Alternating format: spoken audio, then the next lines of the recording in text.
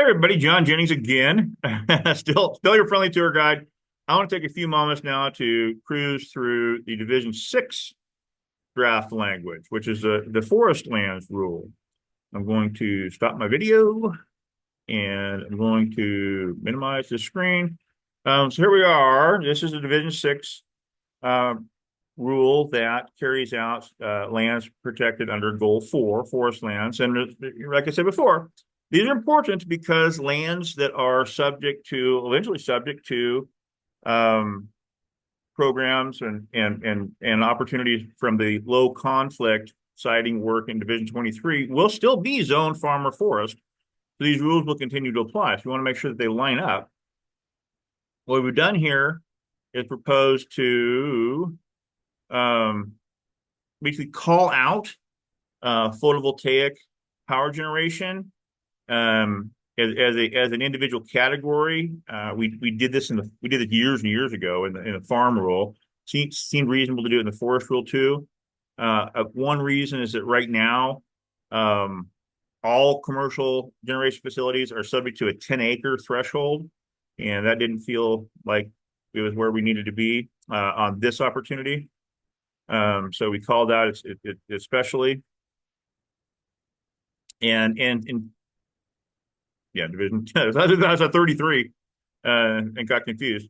And then kind of emphasized that through this other language, um, which would be a companion piece. It'd be read together and work together. We started off with the definition. It seemed like a natural place to start. This is the same language, the same definition in Division 33 that we just looked at. It's been in place for many years and does include temporary workforce housing. We touched it up just a little bit to be more consistent with the rule we're working in. Second to this is that we thought we would consider elevating that threshold, what is customarily now 10 acres, to something larger, something more commensurate with what we see on the farm side, agricultural side. And this would be for any conditional use project that is not considered a significant site, that is not subject to the Division 23 low conflict stuff. This would just be, where now the ceiling is 10 acres. This would elevate it to 240 acres. We just make that figure up. That is the same. That is consistent with the large tract dwelling opportunity on forest land. It may not be the right number, but it's a place to start, and we didn't just make it up. Kind of running through here, the 3 and 4 really do speak to the Division 23 work. We call it out here. So one category would be the 3840.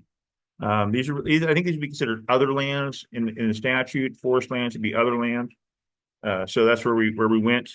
And then again, in instances where a county is opted in, but is limited to considering sites and has not established a program for areas, we'll be looking at a smaller development opportunity. And then here we are with really the criteria. What we've listed here in sub 5 are kind of the body of requirements that apply to conditional uses and other things in forest zones. We've got basically the forest compatibility criteria, fire siting standards, and I cited that twice maybe, but but it is the fire siting standard, and then actually I'm sorry, siting standards and then fire siting standards. Okay. Sorry for the confusion there. Trying to do this quickly and sometimes end up taking a little more time. These last pieces, though, are intended to track with the items we have in the farm rule, and they may not all be transferable, but again, it's a place to start. Which these would be the kind of the siting standards, or the approval standard or criteria, which can be satisfied through, in most cases, through presenting a study or a plan prepared by somebody qualified to do that. And we have unnecessary impacts on forest operations, um, unnecessary soil erosion, compaction, those items. I'm not sure. I'm going to ask the foresters in our group to weigh in on whether those are as important in a forest setting as they are in a farm setting or ranch setting. I'm pretty sure that noxious weeds are a problem on forest lands.